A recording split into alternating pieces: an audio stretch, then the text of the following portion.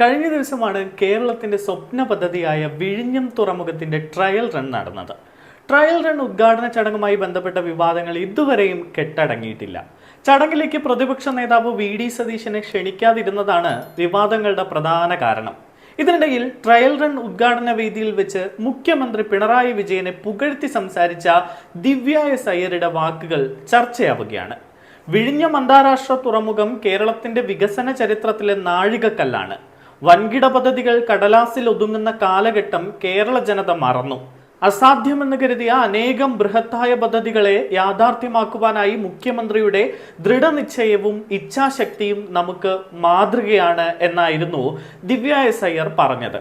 ദിവ്യ S അയ്യരുടെ ഈ വാക്കുകൾ ഇപ്പോൾ തലവേദനയാകുന്നത് ശബരിനാഥിനാണ്. ദിവ്യ എസ് അയ്യരുടെ ഭർത്താവും കോൺഗ്രസ് നേതാവുമായ KS ശബരിനാഥന്റെ ഫേസ്ബുക്ക് പേജിൽ കോൺഗ്രസ് അണികളുടെ പൊങ്കാലയാണ് നടക്കുന്നത്. ചേട്ടാ, ഭാര്യയോട് ഉമ്മൻചാണ്ടി വിഴിഞ്ഞത്തിന് വേണ്ടി കഷ്ടപ്പെട്ടത് ഒന്ന് പറഞ്ഞു കൊടുക്കണേ എന്നാണ് ഒരു കമന്റ്.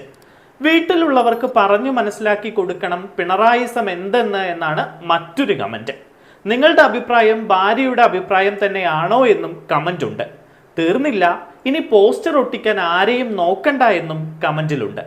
അതേസമയം ദിവ്യ എസ് അയ്യർക്കെതിരെ രൂക്ഷ വിമർശനവുമായി KPCC digital media convener doctor Sarin രംഗത്ത് വന്നു. പ്രായവും അനുഭവവും ചെറുതായതുകൊണ്ടാണ് ഇത്തരം ധാരണാ പിശകുകൾ ഉണ്ടാകുന്നത് എന്നായിരുന്നു KPCC ഡിജിറ്റൽ മീഡിയ സെൽ കൺവീനറായ ഡോക്ടർ P. സരിൻ പറഞ്ഞത്. ഇത്തരം ധാരണ തിരുത്തണമെന്നും സരിൻ ആവശ്യപ്പെട്ടു. സരിന്റെ ഫേസ്ബുക്ക് പോസ്റ്റിന്റെ പൂർണ്ണ രൂപം നമുക്ക് നോക്കാം. പ്രിയപ്പെട്ട ദിവ്യ, കടലാസിൽ ഒതുങ്ങാതെ പുറം ലോകം കണ്ട ഒട്ടനവധി പദ്ധതികൾ ഈ കേരളത്തിൽ മുൻപും നടപ്പിലാക്കിയിട്ടുണ്ട്.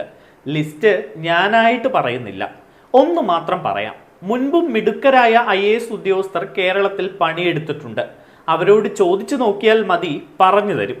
കേരളത്തെ നയിച്ച ദീർഘവീക്ഷണമുള്ള മുഖ്യമന്ത്രിമാരുടെ പേരുകൾ. പ്രായവും അനുഭവവും ചെറുതായതുകൊണ്ടാണ് ഇത്തരം ധാരണാ പിശകുകൾ ഉണ്ടാകുന്നത്. തിരുത്തുമല്ലോ എന്ന ചോദ്യത്തോടെയാണ് സരിൻ പോസ്റ്റ് അവസാനിപ്പിക്കുന്നത്. എന്തായാലും ദിവ്യ എസ് അയ്യർ പറഞ്ഞത് ഏറ്റവും കൂടുതൽ ഇപ്പോൾ തലവേദനയാകുന്നത് ശബരിനാഥിനാണ്. കൂടുതൽ വാർത്തകൾക്കും വിശേഷങ്ങൾക്കും ഈ ചാനൽ സബ്സ്ക്രൈബ് ചെയ്യുക.